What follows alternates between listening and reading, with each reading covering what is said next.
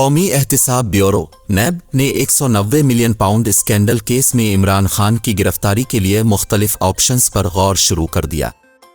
ज़राए के मुताबिक नैब को गिरफ्तारी के 24 घंटों में मुल्जिम को अदालत में पेश करना ज़रूरी है।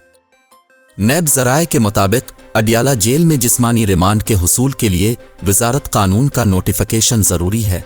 कोशिश है कि कुछ देर में जेल समाअत का नोटिफिकेशन जारी हो जाएगा।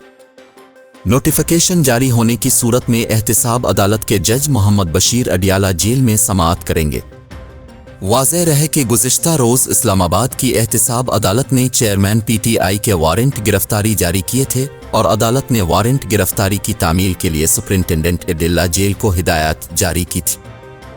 चेयरमैन PTI पहले ही साइफर केस में अडियाला जेल में कैद हैं और सिक्योरिटी खदशात के बाइस उनका ट्रायल जेल में ही हो रहा है। साइफर केस में उन पर फर्द जुर्म आयद की जा चुकी।